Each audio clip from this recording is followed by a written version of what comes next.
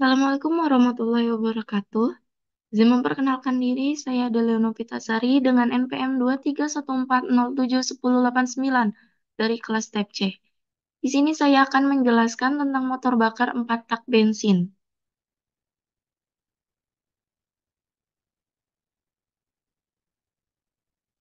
Penjelasan yang pertama yaitu tentang motor bakar.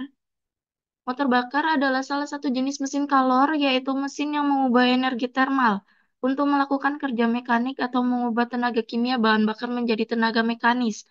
Sebelum menjadi tenaga mekanis, energi kimia bahan bakar diubah menjadi energi termal atau panas melalui pembakaran bahan bakar dengan udara. Pembakaran ini ada yang dilakukan di dalam mesin kalor itu sendiri, dan ada pula yang dilakukan di luar mesin kalor, dan siklus otto pada mesin bensin disebut juga dengan siklus volume konstan, di mana pembakaran terjadi pada dalam volume konstan. Selanjutnya, motor bakar 4 tak.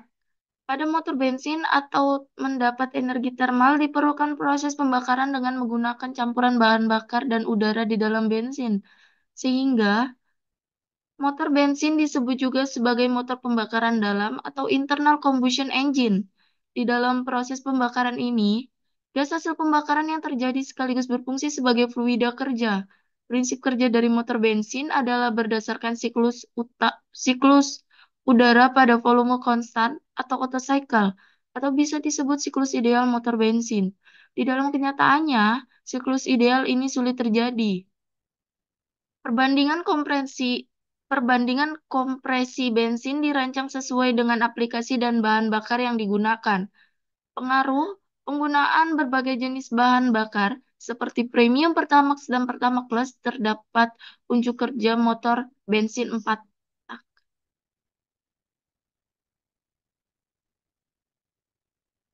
Untuk bagian-bagian dari motor bakar 4 tak, yang pertama yaitu ada blok silinder atau cylinder block. Berperan sebagai tempat menghasilkan energi panas dari proses pembakaran bahan bakar. Yang kedua, torak atau piston. Melalui batang torak atau connection rod, tenaga yang diperoleh dari hasil pembakaran bahan bakar dipindahkan ke poros engkol atau crank shaft. Yang ketiga, yaitu cincin toraks, berfungsi untuk mencegah masuknya oli pelumas ke ruang bahan bakar, mencegah kebocoran bahan bakar, dan memindahkan panas dari piston ke dinding silinder. Yang keempat, bahan bakar torak berperan sebagai tenaga dari piston yang diperoleh ke pembakaran bahan bakar ke poros engkol. Yang kelima, poros engkol berperan sebagai menggerakkan roda-roda dengan menggunakan gerakan naik turun torak menjadi gerak putar. Yang keenam, bantalan atau bearing berfungsi sebagai mengurangi gesekan pada poros engkol sehingga dapat mencegah keausan. Yang ketujuh, roda penerus atau flywheel bertugas menyimpan tenaga putar agar poros engkol berputar untuk langkah lainnya. Yang kedelapan, katup atau valve bertugas membuka, menutup pada saluran masuk dan buang. Kesembilan, batang katup atau valve spring berfungsi mengembalikan katup ke posisi semula dan memberikan tekanan agar katup tertutup dengan rapat. Yang kesepuluh, tuat katup atau rocker arm berfungsi menekan katup agar dapat terbuka. Kesebelas, batak pendorong atau push rod berfungsi meneruskan gerakan pengangkat katup atau valve filter ke rocker arm. Kedua belas, pengangkat katup atau valve filter berfungsi memindahkan gerakan poros knock atau cam sharp melalui push rod menuju rock arm. 13. Poros bubungan atau poros knock atau cam sharp berfungsi membuka tutup katup sesuai dengan waktu yang telah ditentukan. 14.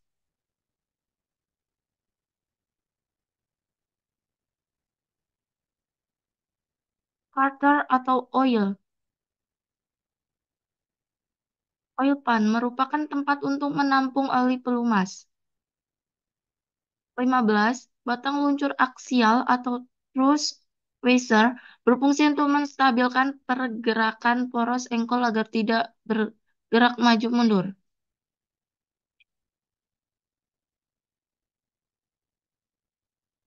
Langkah kerja atau cara kerja pada motor bakar 4 tak itu ada 4 langkah. Pertama langkah hisap, kedua langkah kompresi, ketiga langkah kerja, dan keempat langkah pembuangan. Langkah pertama yaitu langkah hisap. Dalam langkah ini, campuran bahan bakar dan bensin dihisap ke dalam silinder. Katup hisap membuka, sedangkan katup buang menutup.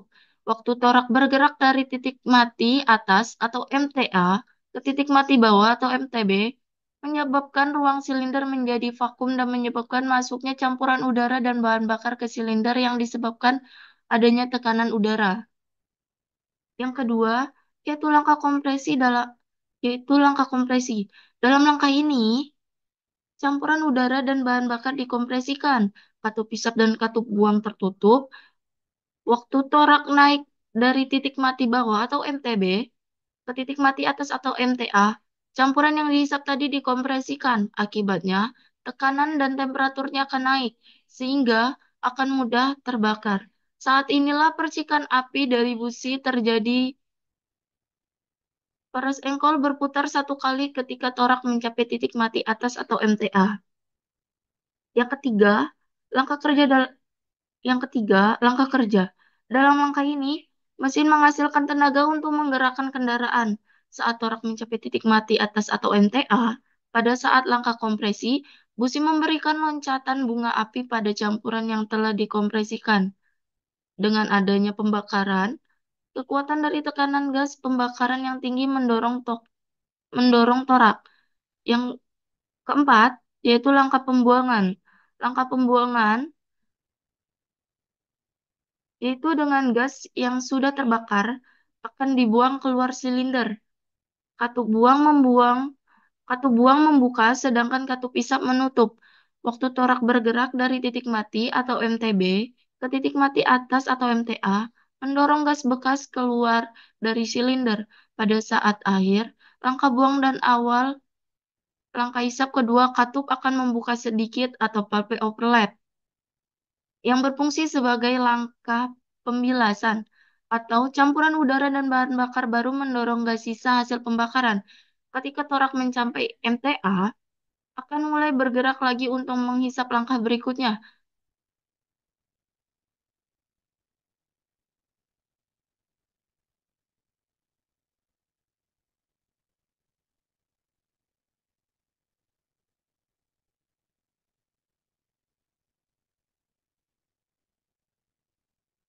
Selanjutnya, yaitu tentang kelebihan dan kekurangan dari motor bakar 4 tak.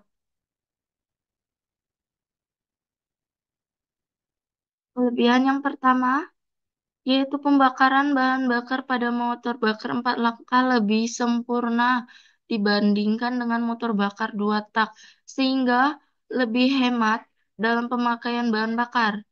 Yang kedua, yaitu polusi gas buang motor bakar 4 langkah lebih kecil dibandingkan dengan motor bakar 2 langkah, karena pada proses pembakaran oli tidak ikut tidak ikut terbakar.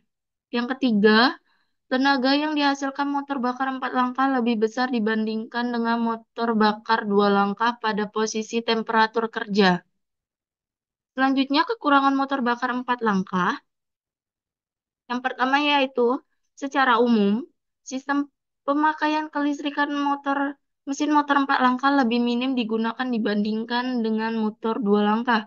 Dua, kompresi mesin motor 4 langkah lebih banyak dibandingkan dengan motor 2 langkah. Yang ketiga, konstruksi motor bakar 4 langkah lebih rumit daripada motor bakar 2 langkah, sehingga perlu perawatan yang lebih sulit dibandingkan dengan motor bakar 2 langkah.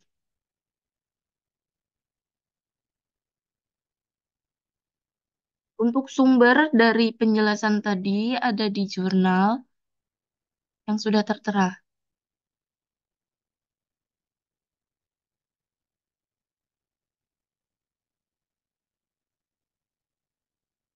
Terima kasih.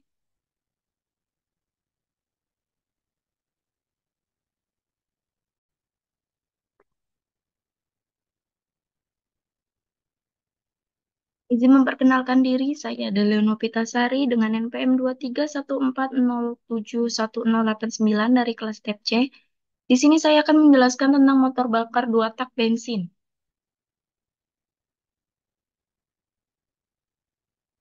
Yang pertama, penjelasan tentang motor bakar. Motor bakar atau combustion engine adalah salah satu jenis mesin kalor, yaitu suatu mesin yang mengkonversi energi kimia yang terkandung pada bahan bakar menjadi energi panas, yang kemudian energi panas ini dirubah menjadi energi gerak atau mekanik. Motor bakar merupakan salah satu jenis mesin kalor yang proses pembakarannya terjadi di dalam motor bakar itu sendiri, sehingga gas pembakaran yang terjadi sekaligus sebagai fluida kerjanya. Mesin yang bekerja dengan cara seperti tersebut disebut mesin pembakaran dalam atau internal combustion engine. Adapun mesin kalor, yang cara memperoleh energi dengan proses pembakaran di luar, disebut dengan mesin pembakaran luar atau external combustion engine. Sebagai contoh, seperti mesin uap, di mana energi kalor diperoleh dari pembakaran luar, kemudian dipindahkan ke fluida melalui kerja dinding pemisah.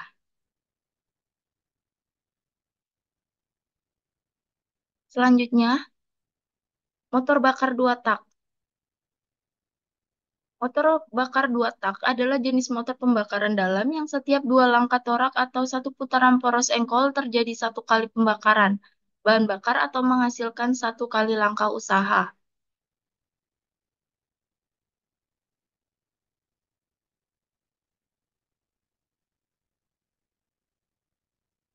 Selanjutnya, bagian-bagian dari motor bakar dua tak. Yang pertama ada injektor bahan bakar, berfungsi sebagai menyemprotkan bahan bakar ke dalam ruang bakar pada waktu yang tepat. Cara kerjanya, injektor bahan bakar bekerja berdasarkan tekanan. Ketika sinyal listrik diterima, katup di dalam injektor terbuka, memungkinkan bahan bakar bertekanan tinggi untuk disemprotkan ke ke ruang bakar. Yang kedua, silinder. Ruang silinder yaitu ruang tertutup di mana mesin tempat pembakaran terjadi. Cara kerjanya, piston bergerak naik turun di dalam silinder, memapatkan campuran udara dan bahan bakar sebelum dibakar. Ketiga, kepala silinder. Kepala silinder menutup bagian atas silinder dan berisi katup-katup, busi, dan komponen penting lainnya. Cara kerjanya, kepala silinder menjamin penyegelan ruang, ruang bakar dan memastikan pembakaran terjadi dengan efisien. Yang keempat, busi. Busi adalah komponen yang menghasilkan percikan api untuk menyalakan campuran udara dan bahan bakar di dalam ruang bakar. Cara kerjanya, arus listrik mengalir melalui busi menghasilkan percikan api yang menyulut campuran udara dan bahan bakar, memicu pembakaran. Yang kelima, engkol. Engkol adalah poros yang dihubungkan ke piston melalui batang penghubung. Cara kerjanya, gerakan naik turun piston diubah menjadi gerakan rotasi engkol, yang kemudian menggerakkan roda gigi dan komponen lainnya di mesin.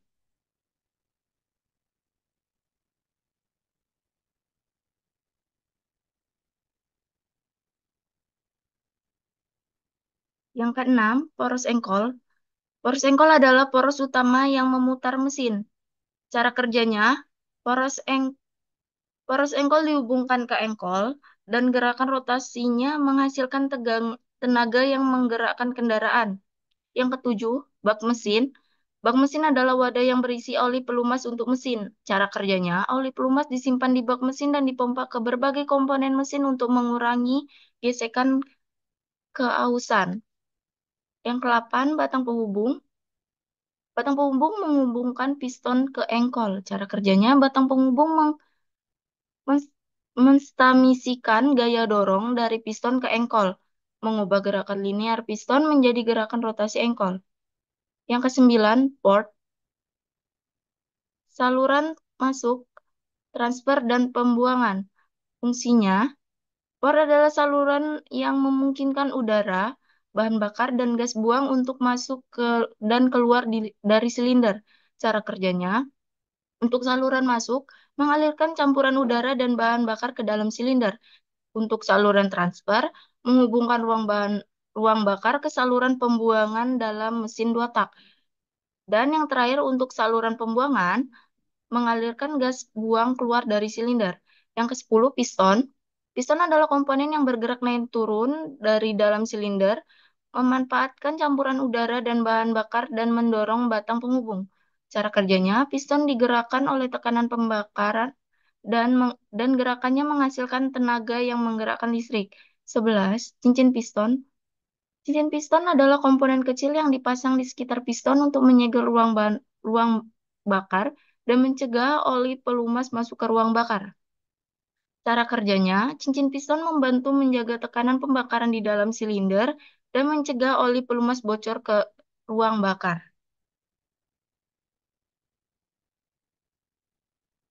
Selanjutnya, terdapat dua langkah untuk mesin bak mesin bakar dua tak, motor bakar dua tak. Yang pertama yaitu langkah kerja, yang kedua langkah kompresi. Nah, untuk langkah kerja sendiri, pada saat piston mencapai titik mati atas atau TMA, loncatan bunga api listrik dari busi pembakaran campuran udara bahan bakar yang bertekanan tinggi sehingga terjadilah ledakan akibatnya. Piston akan mendorong ke bawah, maka dimulailah langkah ekspansi atau langkah tenaga, sekaligus terjadinya langkah isap, di mana campuran bahan bakar udara masuk melalui saluran isap.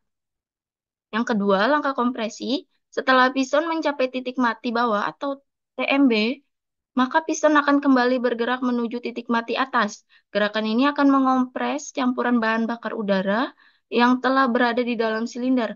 Langkah ini sekaligus merupakan langkah buang di mana sisa pembakaran akan terdorong keluar melalui saluran buang dan selanjutnya akan kembali ke siklus langkah semula.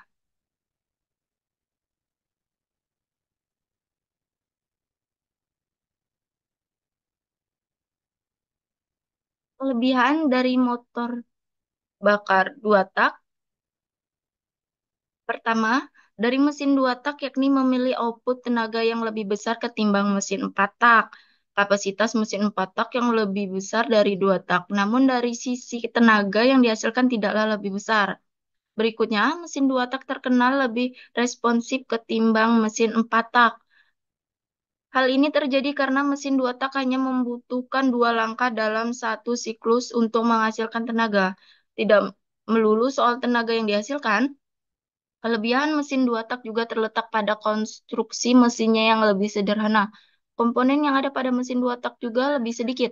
Pada mesin ini tidak ada klep in dan out, sehingga knock as, bahan bakar masuk lewat inlet port atau saluran isap dan transfer port atau saluran transfer. Otomatis bobotnya juga menjadi ringan dibandingkan dengan mesin dua tak. Kompo- Kompensasi dan konstruksi mesin yang sederhana dari mesin dua tak juga jadi keunggulan. Dengan begitu, mesin ini lebih mudah dalam hal perawatan karena di mesin ngebul ini tidak perlu setel klep atau ganti filter oli dalam perawatannya. Selanjutnya, kekurangan motor bakar dua tak. Mesin dua tak membutuhkan dua gerakan piston, yakni saat naik dan turun untuk menghasilkan tenaga. Hal ini membuat proses masuk bahan bakar ke ruang cylinder lebih cepat, otomatis membutuhkan asupan bahan bakar yang lebih banyak. Akibat siklus tersebut, mesin dua tak lebih boros bahan bakar ketimbang mesin empat tak. Berikutnya adalah suhu mesin yang lebih cepat panas. Hal ini disebabkan oleh piston lubang mesin dua tak berada di cylinder atau boring. Terakhir adalah yang membuat mesin dua tak mendapat predikat ngebul. Mesin dua tak dibutuhkan oli samping. Fungsinya untuk melumas piston, kruk as, bearing kruk as. Oli ini juga terbakar di ruang bakar. Kasat mata bisa dilihat dari asap yang keluar dari knalpot. Motor dua tak banyak mengeluarkan asap dari knalpotnya alias lebih ngebul. Oleh karena itu, mesin dua tak sudah tidak diproduksi lagi karena memang bertentangan dengan misi para produsen kendaraan yang ingin mengeluarkan produk yang ramah lingkungan.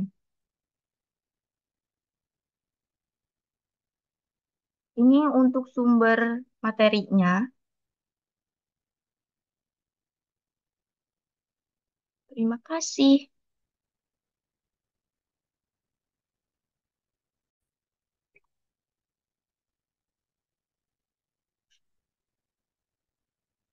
Izin memperkenalkan diri, saya Adelia Novitasari dengan NPM 23140711089 dari kelas TEP C. Di sini saya akan menjelaskan tentang motor bakar 4 tak solar.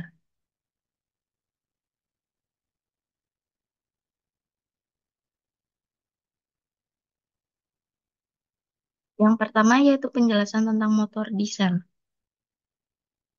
Motor diesel adalah motor bakar torak yang proses penyalaannya bukan menggunakan loncatan bunga api, melainkan ketika torak hampir mencapai titik mati atas atau TMA, bahan bakar disemprotkan ke dalam ruang bakar melalui nozzle, sehingga terjadilah pembakaran pada ruang bakar dan udara dalam silinder sudah mencapai temperatur tinggi.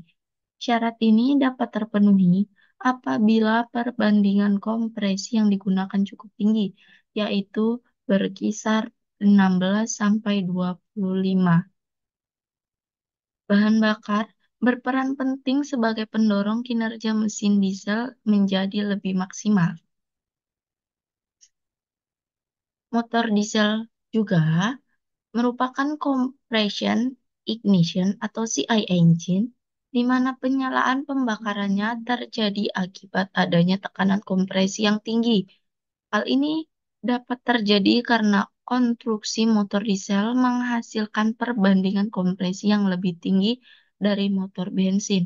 Pada langkah isap, hanyalah udara segar yang dimasukkan ke dalam silinder. Terjadilah proses penyalaan untuk pembakaran ketika gandaan bahan bakar dan udara telah mencapai temperatur nyala sendirinya atau ignition temperature. Pada motor bakar diesel, salah satu sistem penting yang salah adalah sistem bahan bakar. Pada mesin tak langka yang mempunyai satu silinder ini, sangat mempengaruhi dalam kondisi yang diinginkan. Engine itu meningkatkan tenaga torsi dan daya bakar mesin tersebut dengan kondisi beban yang besar. Dapat meningkatkan torsi dan daya tersebut dapat mempengaruhi bahan bakar yang dikeluarkan tetapi stabil dan torsi yang ditimbulkan.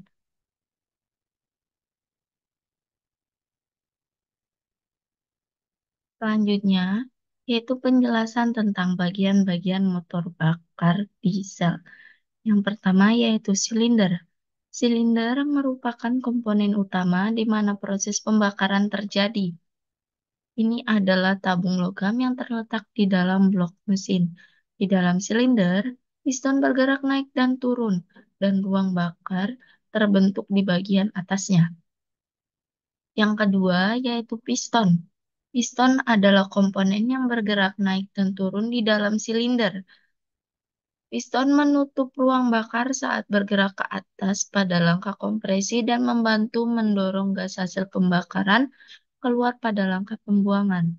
Piston juga berfungsi untuk mentransfer tenaga dari pembakaran ke poros engkol melalui gerakan naik dan turunnya. Yang ketiga yaitu camshaft. Camshaft adalah poros yang memiliki tonjolan dan lempengan yang disebut knock, yang digunakan untuk mengendalikan pembukaan dan penutupan katup pada waktu yang tepat. Camshaft terhubung dengan poros engkol dan berputar seiring dengan putaran mesin. Yang keempat yaitu camshaft. Camshaft adalah poros utama yang mengubah gerakan naik dan turun piston menjadi gerakan rotasi yang digunakan untuk memutar roda sepeda motor.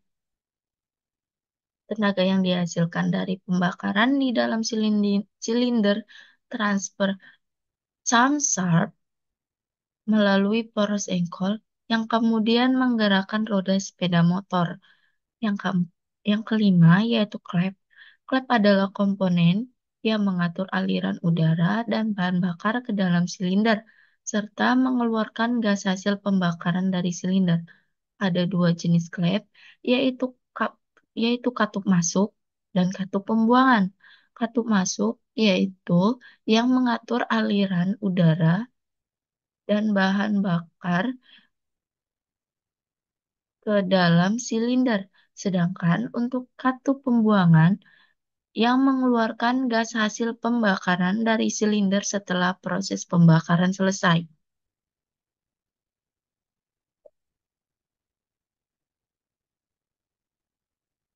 Selanjutnya, cara kerja motor diesel. Ada empat langkah, yaitu langkah isap, langkah kompresi, dan langkah kerja, dan langkah buang. Langkah isap, torak bergerak dari TMA ke TMB. Katup isap membuka sesaat sebelum langkah dimulai, yaitu sekitar 5 derajat sampai 25 derajat engkol sebelum TMA, dan menutup pada sekitar 40 derajat sampai 60 derajat setelah TMB. Selama katup isap membuka ini, fluida kerja yaitu udara segar atau gandaan udara dan bahan bakar masuk ke dalam silinder.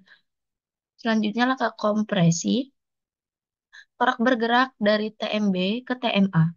Kedua katup menutup selama langkah ini, sehingga fluida kerja mengalami kenaikan temperatur tekanan. Pada langkah pada akhir langkah ini terjadi penyalaan pembakaran, sehingga tekanan dan temperatur kembali mengalami kenaikan selanjutnya yaitu langkah kerja. Pada langkah ini, torak bergerak dari TMA ke TMB.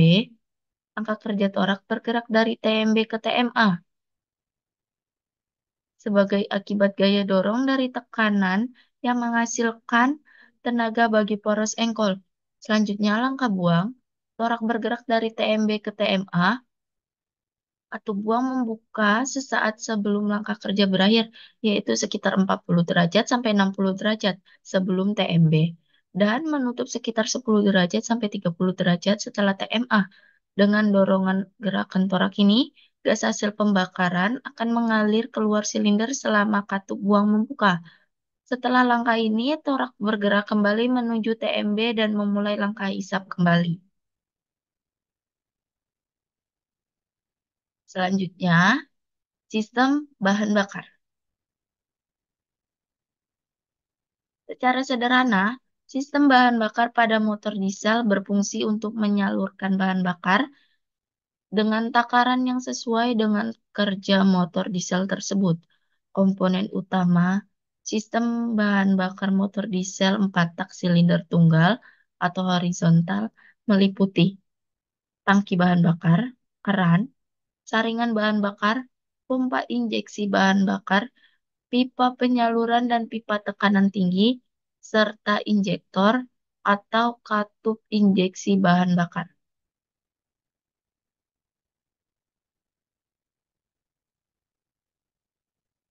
Penjelasan selanjutnya yaitu tentang torsi dan daya motor bakar. Torsi motor bakar. Torsi adalah ukuran kemampuan mesin untuk melakukan kerja. Jadi, torsi adalah suatu energi. Besaran torsi adalah besaran turunan yang biasanya digunakan menghitung energi yang dihasilkan dari benda yang berputar pada porosnya. Adapun perumusan dari torsi yaitu dengan rumus T sama dengan F dikali G dikali L. Apabila suatu benda berputar dan mempunyai besar gaya sentrifugal sebesar F, benda berputar pada porosnya dengan jari-jari B dengan dihitung menggunakan rumus tersebut, di mana T adalah torsi, G adalah kecepatan gravitasi, L adalah panjang tuas, F adalah gaya atau beban yang diberikan. Selanjutnya, gaya motor bakar. Daya motor bakar. Daya didefinisikan sebagai hasil dari kerja, atau dengan kata lain, daya merupakan kerja atau energi yang dihasilkan mesin per satuan waktu mesin itu beroperasi. Pada motor bakar, brake horsepower atau BHP merupakan besaran untuk mengindikasikan horsepower aktual yang dihasilkan oleh mesin. Dengan rumus, P sama dengan 2 pi dikali N dikali T per 6.000.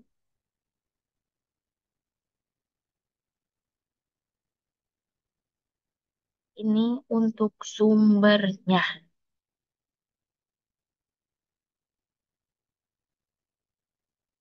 Terima kasih.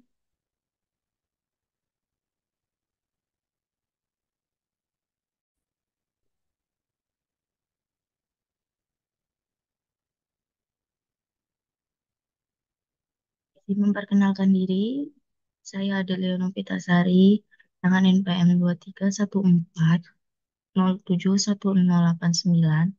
Di sini saya akan menjelaskan tentang sistem penyaluran bahan bakar, bensin, dan solar.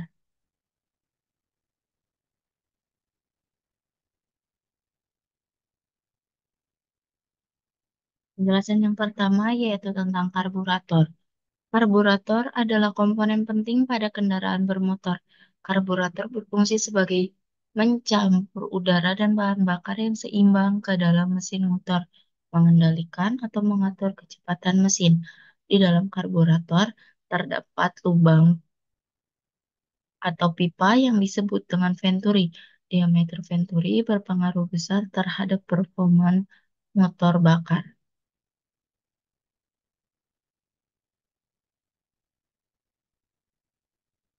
Selanjutnya yaitu tentang sistem bahan bakar.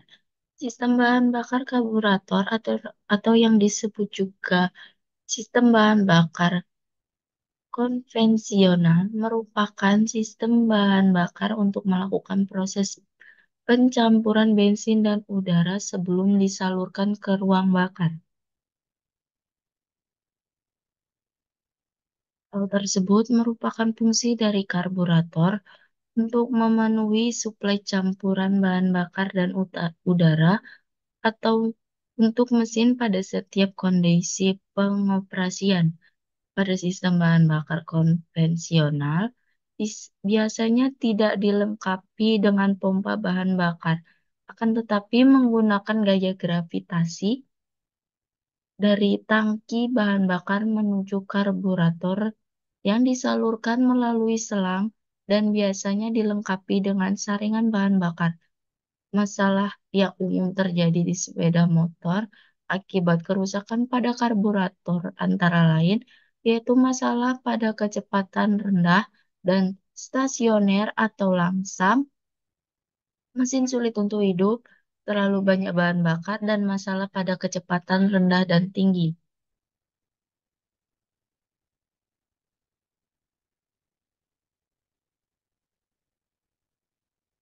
Selanjutnya, prinsip kerjanya.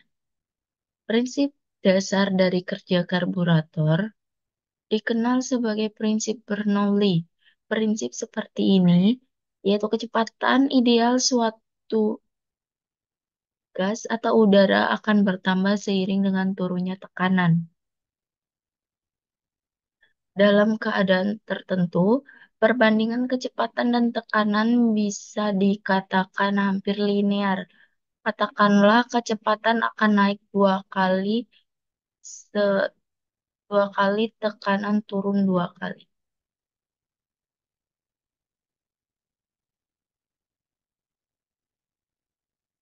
Untuk cara kerja karburator, secara sederhana, cara kerja karburator meliputi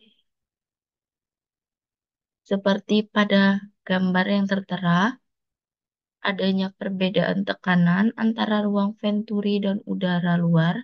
Ini maka udara akan mengalir dengan suatu kecepatan di dalam venturi dan mengakibatkan bahan bakar yang ada di dalam tabung penyimpanan akan menyembur keluar. dengan mengatur kecepatan aliran udara pada venturi dengan bantuan kisi penghalang yang disebut throttle valve. Dengan mengatur pembukaan throttle valve ini suplai bahan bakar yang disemburkan bisa diatur. Pada gambar tersebut bisa dilihat pada saat idli di mana troli valve hampir menutup penuh, udara yang melalui venturi akan berjalan menuju saluran kecil yang diatur oleh skrup campuran idli atau idli mixture adjusting screw. Akibatnya, bahan bakar akan keluar melalui saluran idli, sedangkan pada saat kecepatan tiang troli valve akan membuka, sehingga bagian besar bahan bakar akan keluar lewat saluran primer.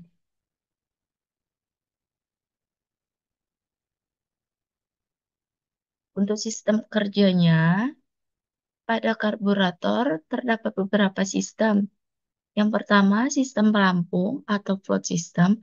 Fungsi, fungsinya, sistem pelampung digunakan dalam karburator untuk mengatur level bahan bakar. Cara kerjanya, pelampung terhubung ke katup jarum yang mengontrol aliran bahan bakar dari tangki ke mako karburator. Ketika level bahan bakar di makuk naik, pelampung terangkap dan menutup katup jarum, menghentikan aliran bahan bakar. Ketika level bahan bakar turun, pelampung turun dan membuka katup jarum, memungkinkan bahan bakar mengalir kembali. Yang kedua yaitu sistem trasioner dan kecepatan lambat atau ideal system. Sistem ini mengatur kecepatan mesin saat stasioner atau mesin tidak bertahan dan kecepatan lambat atau mesin berbeban ringan. Caranya, sistem ini biasanya menggunakan saluran udara bipas yang membuka saat mesin stasioner, memungkinkan udara tambah masuk ke ruang bakar. Ini membantu menjaga kecepatan mesin tetap stabil saat stasioner. Yang ketiga yaitu sistem kecepatan tinggi primer atau primer high speed system. Sistem ini mengatur aliran bahan bakar ke ruang bakar saat mesin beroperasi pada kecepatan tinggi.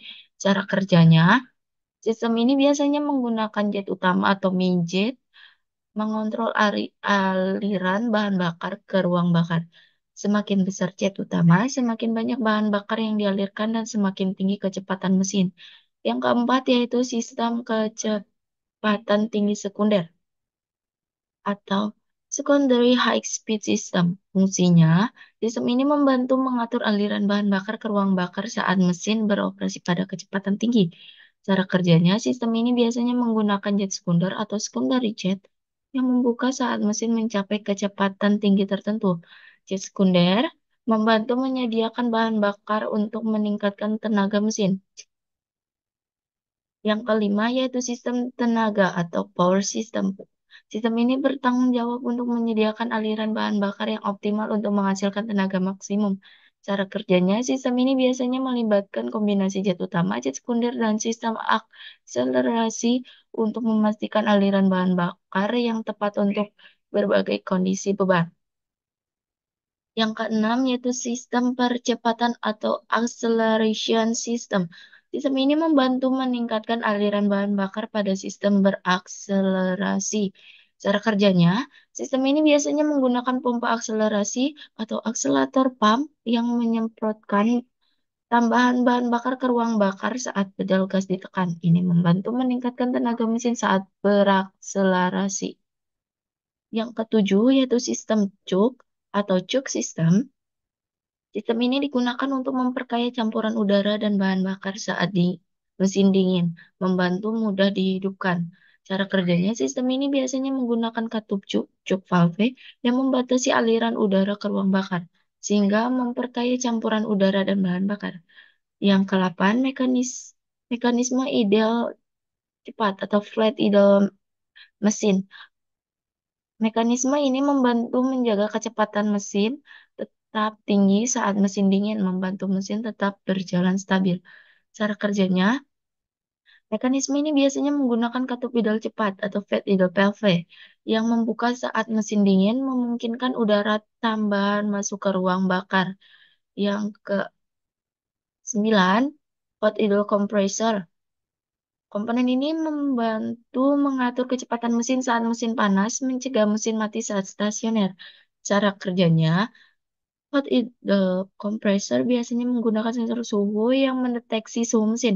Sensor ini mengirimkan sinyal ke sistem kontrol mesin untuk menyesuaikan kecepatan ideal sesuai dengan suhu mesin. Yang ke-10, anti-dieseling.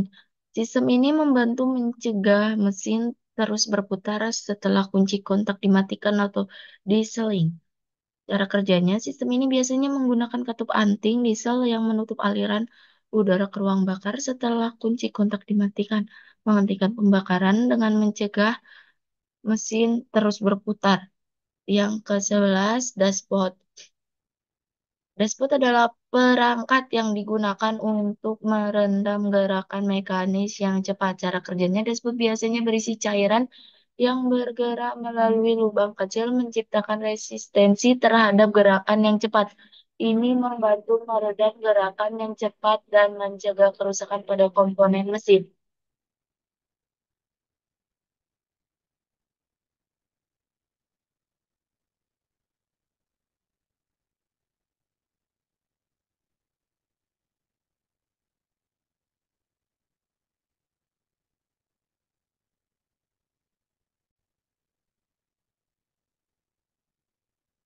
Selanjutnya,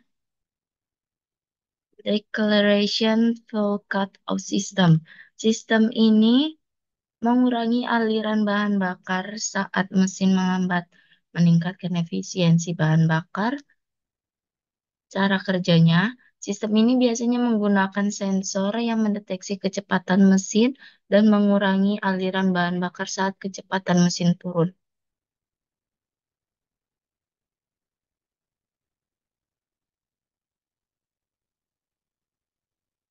Untuk cara kerja injektor,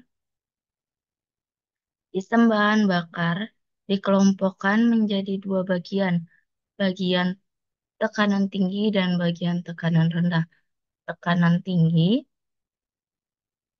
diawali dari komponen supply pump, common rail, injektor. Tekanan rendah diawali tangki, bahan bakar, supply pump, dan pipa kelebihan bahan bakar. Ada dua filter yang digunakan, yaitu untuk filter utama, yaitu filter water separator yang difungsikan pada sistem bahan bakar untuk mengatasi kebocoran bahan bakar dan berbagai permasalahan yang ada. Maka sebuah flow damper dan limiter valve dipasang pada bagian common rail. Juga sebuah overflow valve dipasang pada bagian supply pump. Common rail sistemnya menggunakan sebuah tipe accumulator camber yang disebut common rail yang berfungsi untuk menyimpan tekanan bahan bakar yang tinggi dan injektor yang terdapat electronical controlled solenoid valves akan menyemprotkan tekanan bahan bakar yang tinggi ke dalam ruang bahan bakar. Injector system atau injection pressure, injection rate, dan injection timing dikontrol oleh ECM. Dan selanjutnya, common rail system dalam mengontrol injector system secara tersendiri, bebas dari pengaruh kecepatan putaran mesin dan beban mesin.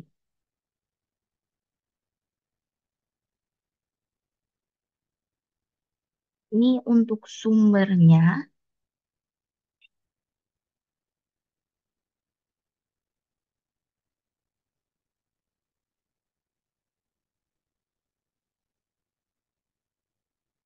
Terima kasih.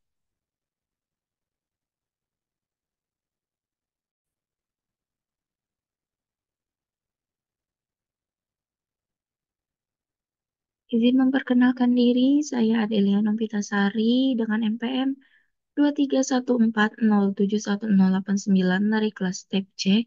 Di sini saya akan menjelaskan tentang Sistem kelistrikan dan pendinginan.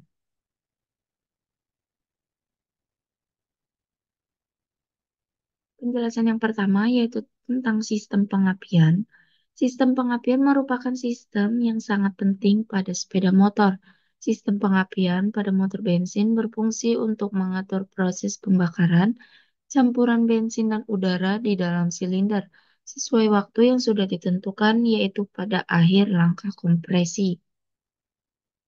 Sistem pengapian ini sangat berpengaruh pada daya, torsi, dan konsumsi bahan bakar yang dibangkitkan oleh mesin tersebut. Sistem pengapian khususnya pada bensin 4 tak telah mengalami banyak perubahan.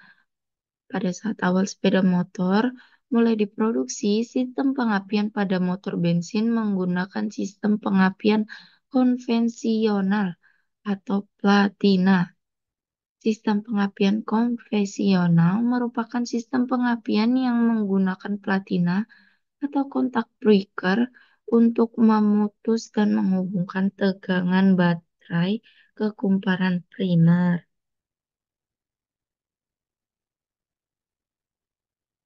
Selanjutnya yaitu tentang sistem pengapian CDI. Sistem pengapian CDI merupakan pengapian elektronik yang bekerja dengan memanfaatkan pengisian atau charger dan pengosongan atau discharger muatan kapasitor. Proses pengisian dan pengosongan muatan kapasitor dioperasikan oleh saklar elektronik seperti halnya kontak platina atau pada sistem konvensional. Sebagai pengganti kontak platina, pada sistem pengapian elektronik digunakan SCR atau Silicon Controlled Rectifier yang disebut Thyristor Switch. SCR bekerja berdasarkan sinyal-sinyal listrik.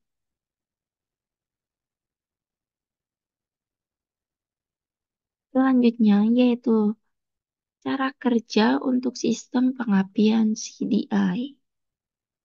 Cara kerja pada sistem pengapian CDI yaitu dengan arus DC, yaitu pada saat kunci kontak di-on-kan, arus akan mengalir dari baterai menuju saklar. Bila saklar on, maka arus akan mengalir ke kumparan penguat arus dalam CDI yang meningkatkan tegangan dari baterai. Selanjutnya, arus diserahkan melalui dioda dan kemudian dialirkan ke kondensor untuk disimpan sementara. Akibat putaran mesin, koil pulsa menghasilkan arus yang kemudian mengaktifkan SCR sehingga memicu kondensor atau kapasitor untuk mengalirkan arus ke kumparan koil pengapian.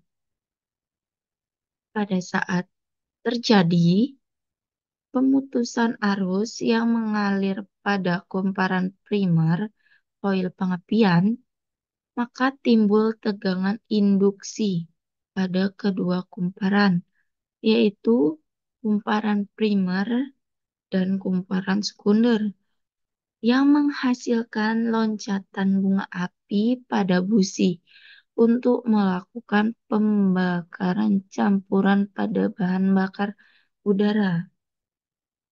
Nah, CDI sendiri merupakan kapasitor discharger ignition yang berfungsi untuk mengatur pengapian secara elektronik dengan cara menyalurkan serta memutus saluran listrik pada motor.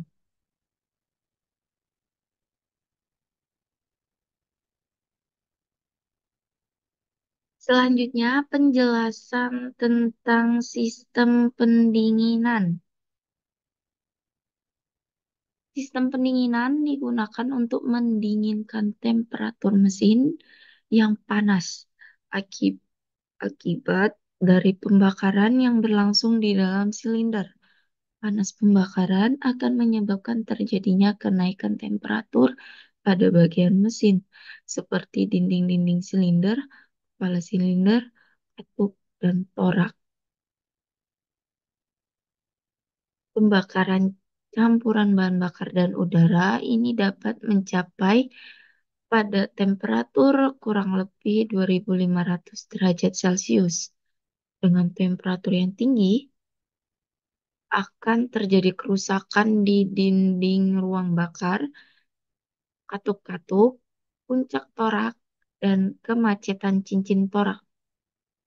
Selain panas tinggi, minyak pelumas yang membasahi dinding silinder akan menguap dan terbakar bersama bahan bakar, sehingga akan menghasilkan gangguan kerja mesin, serta torak dan dinding silinder menjadi aus dengan cepat. Oleh karena itu, sistem pendingin sangat dibutuhkan untuk menjaga temperatur kerja pada batasan yang diizinkan, yaitu sesuai dengan kekuatan material dan konduksi operasi yang baik. Selain itu juga, untuk mencegah terjadinya perubahan sifat-sifat serta bentuk komponen mesin.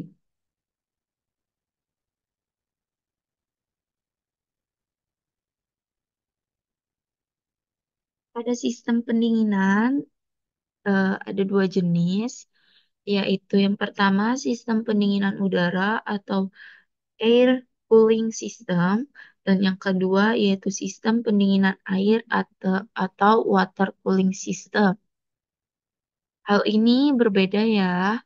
Nah, untuk eh, sistem pendinginan udara atau air cooling system, pada sistem ini panas yang dihasilkan dari pembakaran gas di dalam ruang bahan bakar dan silinder sebagian dirambatkan keluar menggunakan sirip.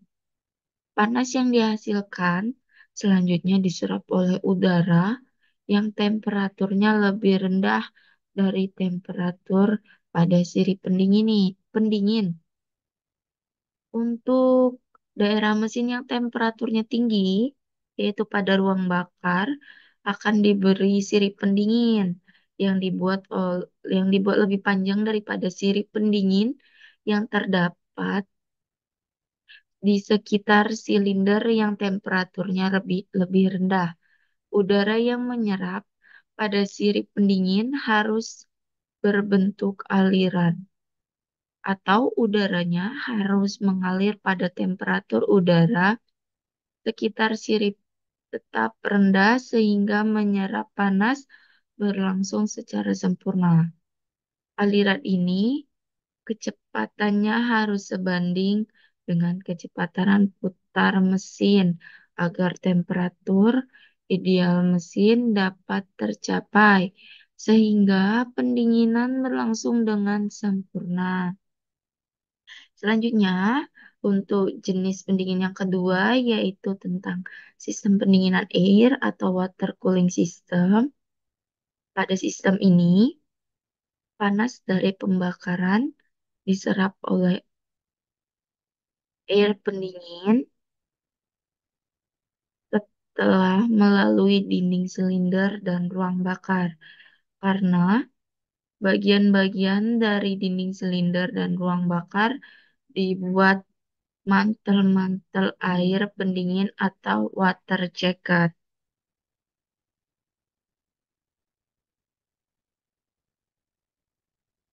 Ini untuk sumbernya ada dari jurnal pengaruh air cooler terhadap temperatur mesin pada Kawasaki Tractor 150 dengan jurnal motor bakar, jurnal teknik mesin. Yang kedua yaitu studi berpengaruh pendinginan oli dengan sistem radiator pada sepeda motor Suzuki Shokun 110 cc dari jurnal Prodi Teknik Mesin Universitas PGRI Banyuwangi.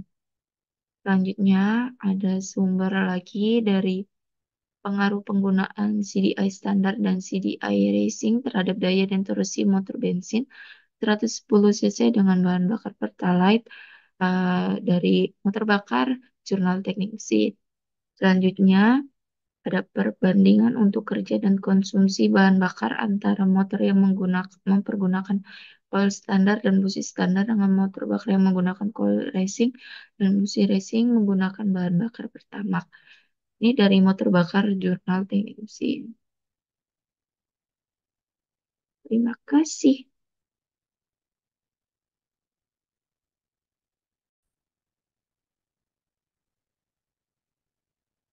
Izin memperkenalkan diri, saya adalah Novita Sari dengan NPM 23140711089 dari kelas Tek C. Di sini saya akan menjelaskan tentang sistem transmisi dan pelumasan. Penjelasan yang pertama yaitu tentang sistem transmisi. Drivetrain atau transfer daya adalah suatu mekanisme yang memindahkan tenaga yang dihasilkan oleh mesin untuk menggerakkan roda kendaraan.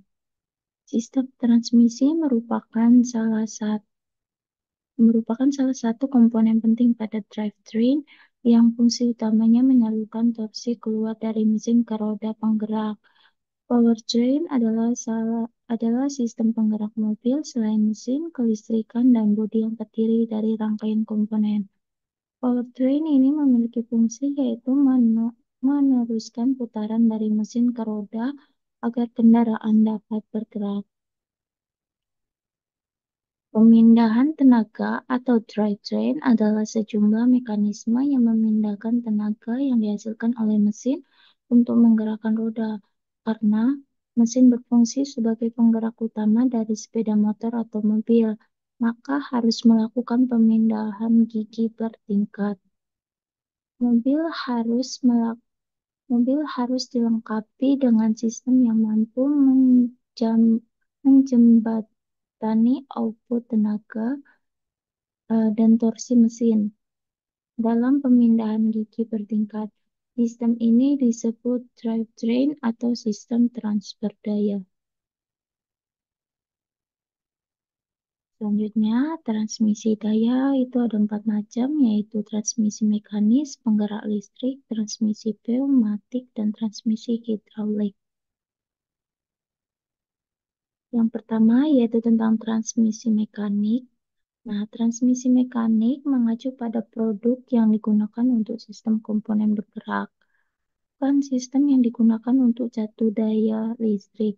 Produk ini meliputi kopling, rantai, dan spoker, sabuk dan puli, serta komponen penggerak. Jenis transmisi mekanis yang umum digunakan meliputi transmisi roda gigi, transmisi roda gigi cacing, transmisi sabuk, transmisi rantai, dan rangkaian roda gigi. Peran transmisi mekanis adalah untuk memastikan gerakan dan gaya. Nah, transmisi mekanik juga punya beberapa jenis. Eh, yang pertama yaitu tentang penggerak roda gigi. Gear drive dapat dibagi menjadi berbagai jenis sesuai dengan standar yang berbeda. Struktur kompak cocok untuk transmisi jarak pendek. Berbagai kecepatan dan kekuatan periferal yang berlaku. Rasio transmisi akurat, stabil, dan efisien. Keandalan tinggi dan umur panjang. Itu dapat mewujudkan transmisi antara sumbu paralel, sumbu berpotongan dari sudut manapun, dan sumbu terhuyung-huyung dari sumbu manapun. Akurasi pembuatan dan pemasangan yang tinggi dan biaya tinggi. Tidak cocok transmisi antara dua sumbu pada jarak jauh. Contoh jenis yang kedua yaitu penggerak vortex turbo. Cocok untuk bergerak dan tenaga antara dua sumbu dengan ruang vertikal yang tidak berpotongan.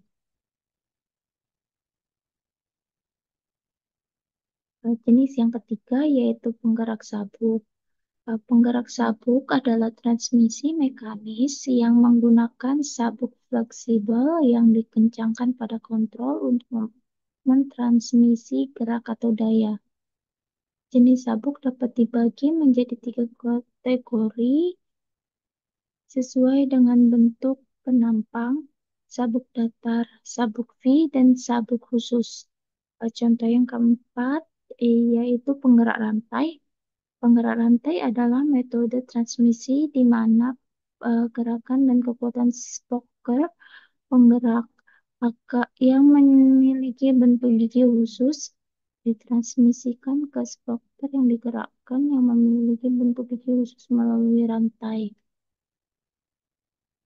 Contoh yang jenis yang kelima yaitu kereta roda gigi. Gear train adalah kumpulan roda gigi yang mentransmisikan gerakan dari suatu poros ke poros lainnya. Rangkaian roda gigi biasanya terdiri dari rangkaian roda gigi sederhana dan gabungan. Rangkaian roda gigi episiklik yang memungkinkan gerakan uh, relatif antara sumbu roda gigi adalah jenis rangkaian roda gigi lainnya.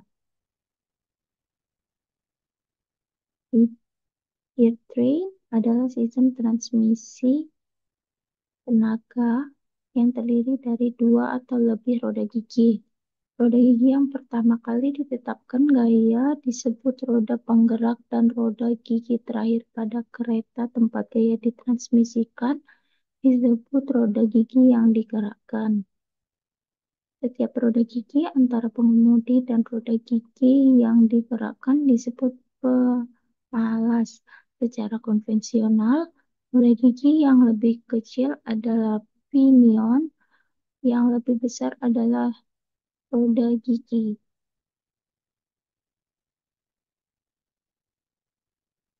Selanjutnya, untuk jenis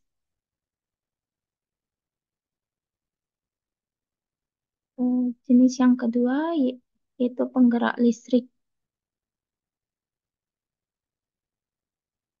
Penggerak listrik didefinisikan sebagai perangkat elektronik yang dirancang untuk mengontrol paralel tertentu dari motor untuk mengontrol energi listrik menjadi tenaga mekanik dengan cara yang dapat dikontrol dengan tepat. Contohnya seperti di diagram blok penggerak listrik. Penggerak listrik modern yang mampu mengatur kecepatan variabel terbuat dari beberapa bagian penting seperti ditunjukkan pada diagram blok tersebut. Selanjutnya tentang transmisi pneumatik. Transmisi pneumatik adalah sumber daya dengan tekanan gas atau cairan informasi dengan gas berkompresi sebagai media kerja. Sistem transfer daya adalah untuk mentransfer gas berkompresi melalui pipa dan katup kontrol ke aktuator pneumatik yang dapat mengubah tekanan gas berkompresi menjadi kerja energi mekanik. Nah, transmisi pneumatik menggunakan gas berkompresi sebagai media kerja dan transmisi fluida daya atau informasi dengan tekanan gas. Selanjutnya, itu tentang transmisi hidraulik. Transmisi hidraulik adalah metode transmisi yang menggunakan cairan sebagai media kerja untuk mentransfer energi dan kontrol.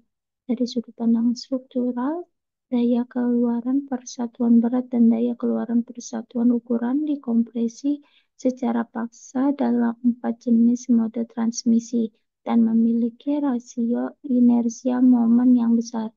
Volume inersia rendah, struktur kompak dan tata letak yang fleksibel. Dari sudut pandang kinerja, kecepatan torsi, daya dapat disesuaikan secara bertahap, respon cepat, pergantian dan pemindahan cepat, tindakan cepat, kontrol dan penyesuaian relatif sederhana. Pengoperasiannya nyaman dan hemat tenaga. Dan nyaman untuk bekerja sama dengan kontrol listrik. Torsi output konverter torsi hidrolik pada secara otomatis menambah atau mengurangi dengan kenaikan atau penurunan beban eksternal. Kecepatan dapat secara otomatis sesuai lebih rendah atau lebih tinggi. Dalam lingkup yang lebih besar dapat mewujudkan peraturan kecepatan tanpa langkah.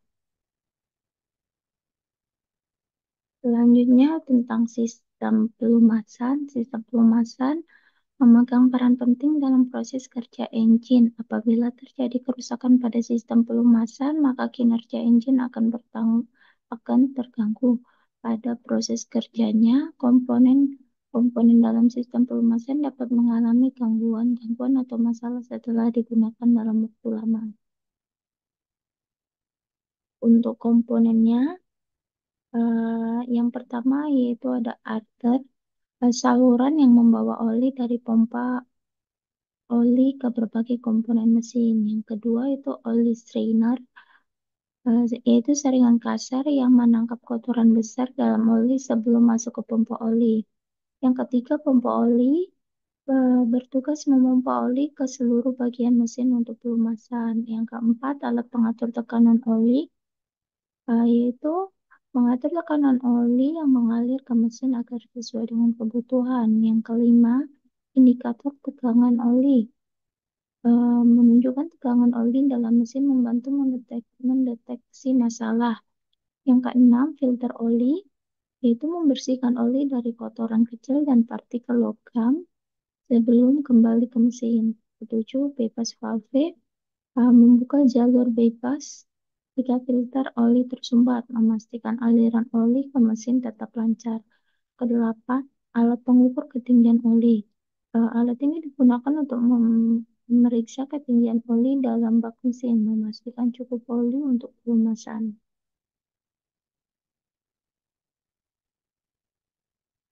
Selanjutnya, yaitu tentang gangguan sistem pelumasan. Gangguan sistem pelumasan yang terjadi pada sistem pelumasan adalah tekanan oli rendah, tekanan oli terlalu tinggi, pemakaian oli boros, oli yang berubah encer, dan filter oli tersumbat. Cara mengatasinya yaitu dengan menganalisa kemungkinan kerusakan sehingga dapat mengatasi gangguan-gangguan yang terjadi secara efektif. Berdasarkan pembahasan dapat disimpulkan bahwa fungsi minyak pelumas adalah mengurangi terjadinya kehausan sebagai pendingin, membersihkan kotoran-kotoran, dan meredam getaran. Ini untuk sumbernya. Terima kasih.